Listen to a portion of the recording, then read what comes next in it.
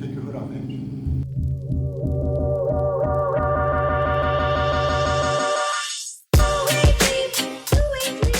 Now, one of his things is Spot. So the owner calls this Spot. It's no big deal. We'll call it Spot as well. Now, let me see if I can start getting him to, to give me some pushback.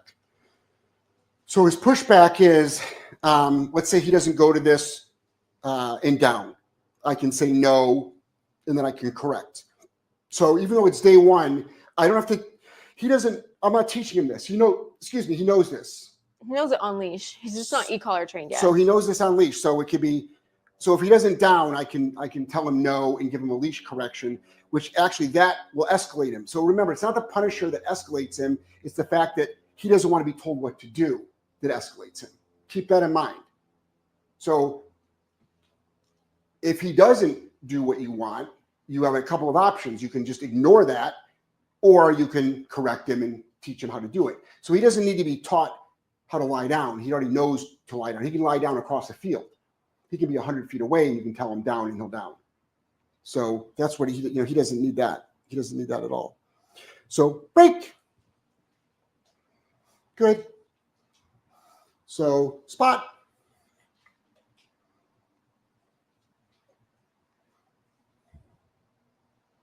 Good. Break. His owner sent us a video today of like all the stuff he knows. I mean, it's incredible. Spot. This dog can do everything. He will open up his own crate door, close his crate door. He'll dance on her feet. Like, he is so highly trained. Yeah, but he's got a behavior issue. Yeah. Which we see all the time. We see this all the time. That's where training doesn't, that's why, like, all the conversations that everybody hears out there. So he doesn't need to be on meds, right? Meds aren't going to stop this aggression. He doesn't need more things to do. He already does lots of things. You wouldn't redirect him for this stuff. He doesn't need to go to a vet to see if he's in pain because he can be handled by his owner. If he was in pain, the owner wouldn't be able to handle. Let's do this. Do you want to get Angelo to Yeah. Should we get him up on the table or approach him here? I think just approach him there is fine. So let's do this. Angelo, let's approach him.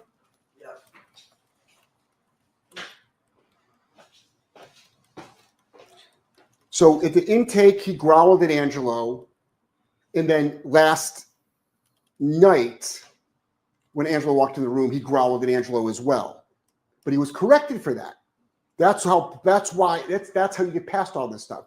So just stand over there and just walk right at him. Amazon? Hopefully it's Amazon. It is Amazon. Okay. Yep. Thanks. Thank you. Okay. I walk toward them. Yeah, just stand a little bit further back. Okay. Mm-hmm. Okay. Go ahead.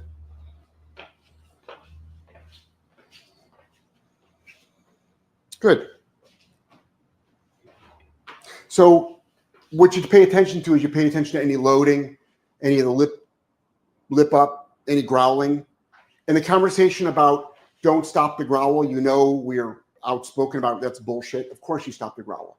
You punish the growl very, very hard. Let's see if I can. So now when I'm correcting him, he's not pushing back now. And it wasn't just a growl. It was, he tried to attack, he technically attacked me, but I'm fast as fuck. So I'm able to get out of his way and apply the punisher. Let's try another one where it would give a good opportunity for him to also show some of his growling. Break. Break. So the same situation where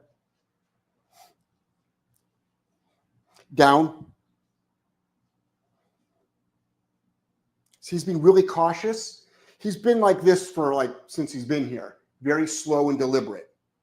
We'll probably see him warm up a little bit, and I can speed him up eventually as well.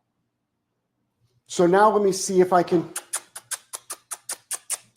Hey, Goose. What's up, Goose? What's up, Goose? Hey, Goose. What's up, Goose? What's up, Goose? So now I'm going to do the approach again, approaching like this. Hey, Goose. Hi, Goose. No.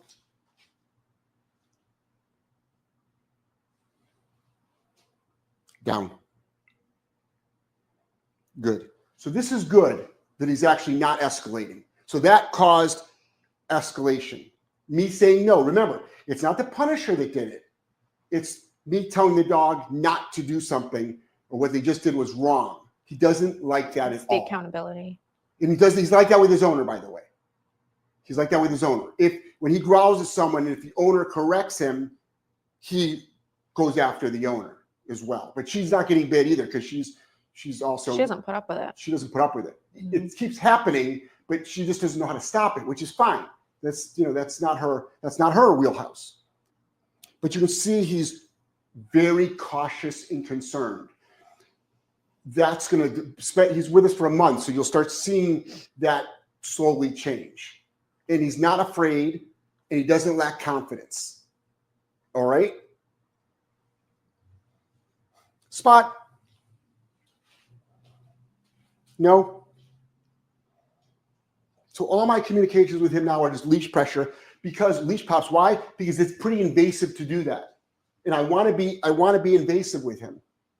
I want to be invasive with him. So I want to be in his face. I want to be confrontational, because I want him to learn that, yep, when you're told no, you don't go after that person. Mm-hmm. When you're made to do something, you don't go after that person. When somebody approaches you, you don't growl. I'm trying to think this morning when he was over there. Oh, he had him tied back and he had gotten off, and I just brought him back, and just reaching for the leash, he growled. Yeah, that was one of his triggers is always, not just this dog, but many dogs. You've got to be super careful when you've got a known biting dog and you're reaching down like this. That's a big thing for a dog. So if you're a trainer or an owner, always use your foot. Move the leash like that. So we haven't done any e-collar with him, but I'm wondering, should we demo? Does he automatically lay down in the kennel though? Like he's pretty good in the crate? A lot. Oh, he does? Yeah. Do you want to show how we get settle in the crate? I'll go grab the crate. Go grab it? All right. Okay, so what I can start doing is I can do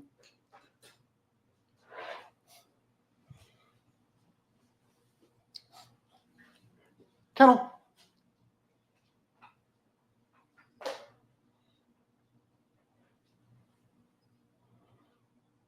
Okay, so we want dogs to auto down. Good. So that's just continuous stim. Start thinking of this as your leash. All right? Start thinking of it as a leash. So if I had a dog that, break. If I had a dog that I wanted to do it, say, to lie down, sit. Good.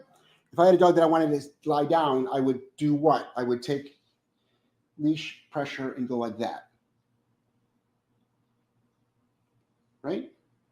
I would do that. Good. And I'm doing the same thing with this. Now, that's another thing, that even though he knows down, leash pressure, though, some dogs will fight you on, and they'll be like, F you. That's another good biting moment for the dog as well. Yeah, he kind of looked at your hand for a second there. Mm-hmm. Kennel. So this is the leadership stuff we do day one with every dog. Mm-hmm. Doesn't matter if they're friendly, doesn't matter if they're aggressive. Mm-hmm. So there we go. So he's not in the position that I want. So low level stim. Continuous stim. So stim is on.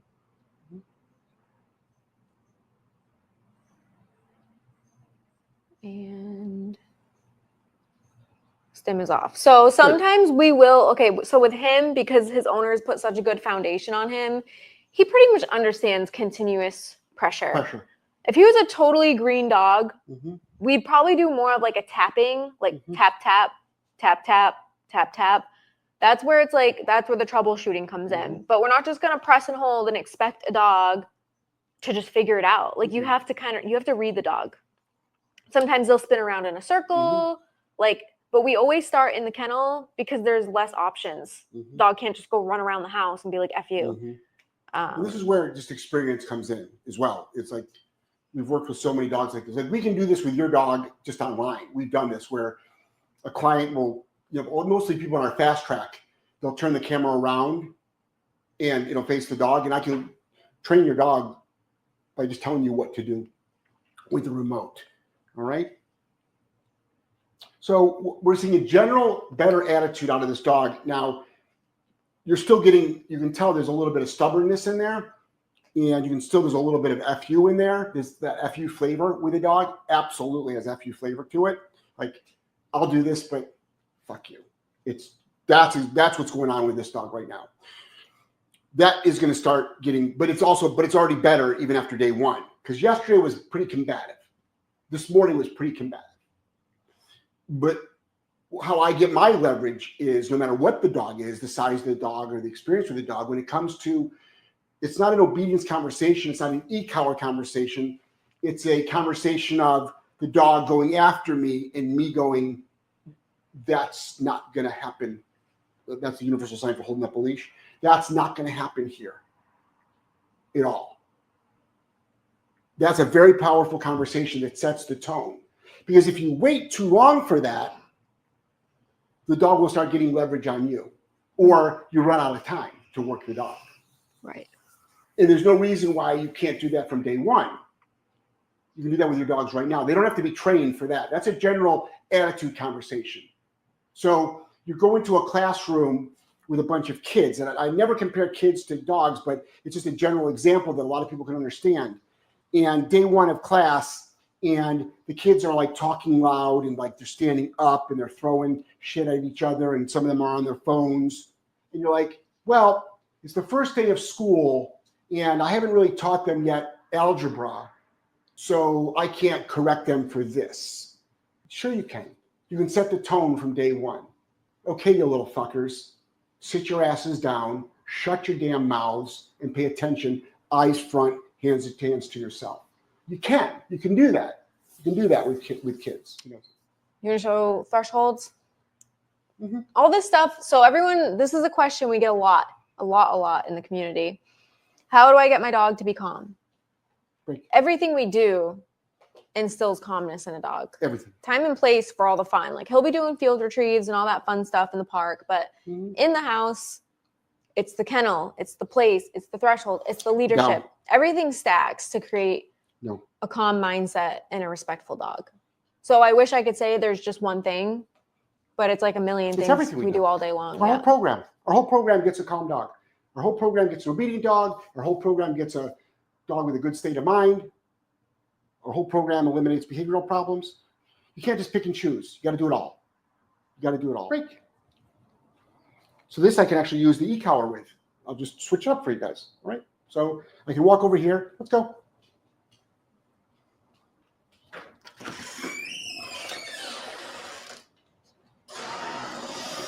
So already. Pushy with the threshold.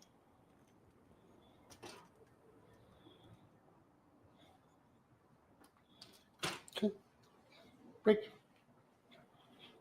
Okay.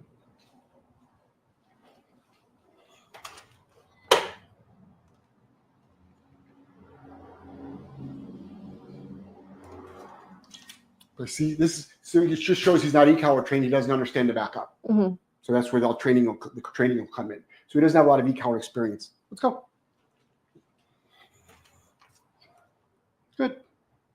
That's what we want. We want him to wait and not try to like get ahead of Jeff. Like, oh, I'm going to beat you outside. It's like, no, just wait. Have some manners. Bringing in the packages. He should just wait there. Again, this is all the stuff that just stacks. Down. This is how you create a well-behaved, polite, well-mannered dog. So I should be able to down my dog, right?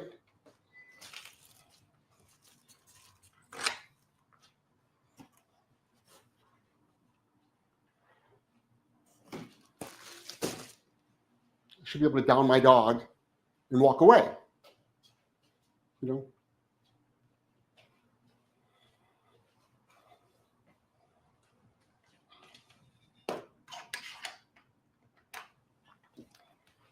Obviously, on day one, with any other dog, we would not do that.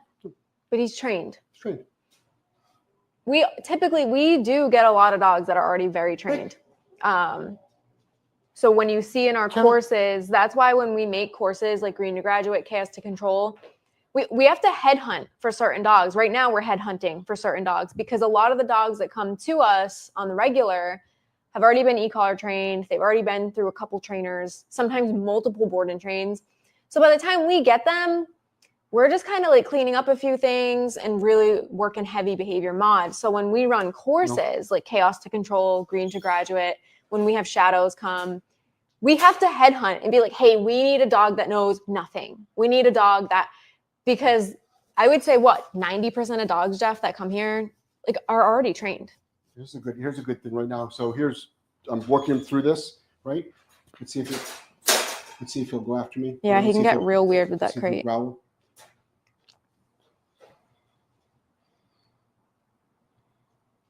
Down.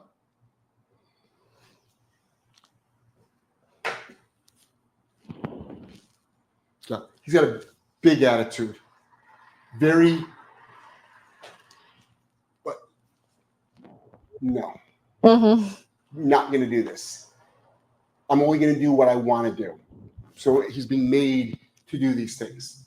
He's been made to do these things with us now. Now it's non-negotiable. Now, if he was in trick mode or competition mode, he's super fast with this stuff. Go to a stand, fly to a down, put his head down. Keep that in mind that when he's in that mode, when there's food involved, especially, he can do all that. He can do all those things. Remember, there's a rope on the outside of his kennel here and a rope on the inside of his kennel here. You can tell him to open his kennel. He runs over, opens his kennel, goes in, and then closes his kennel. Yeah. So this slowness going in, it's like, no, he very well, he opens and closes his own kennel and kennels up on his own, on command. So he can do all these things, but that's in the trick realm. Yeah. It's a trick, which is fine. Which is fine. So with this, though, it's the real world. Family pet dog training is different. The incentive is different. You do this stuff because I'm telling you have to do it.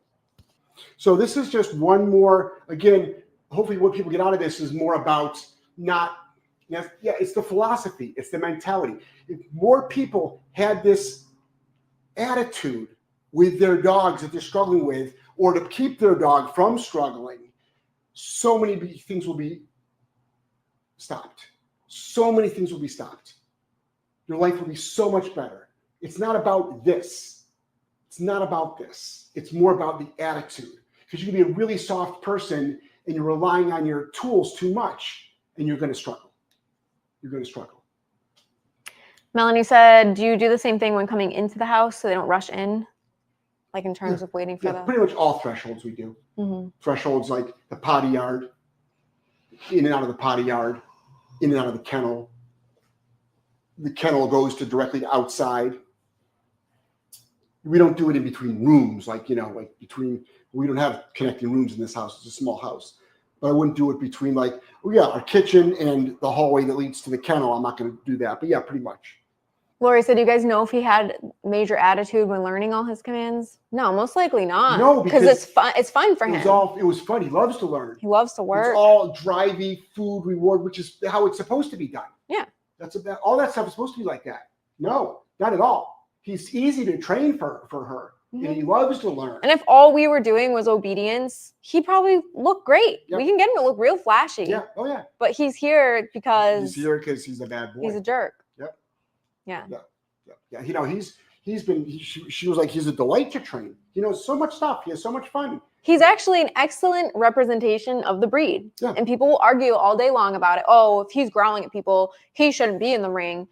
Cocker Spaniels were bred to hunt, retrieve, do everything he's doing. Yeah, he's doing, and it's so for a random judge to come up and touch him is actually, it's asking a lot. Yep. For this dog. For him, yeah. Were Cocker Spaniels bred to have strangers come approach them? No, they're bred to work. And he does his work wonderfully. So many dogs struggle with that. Yeah. So many dogs struggle with it.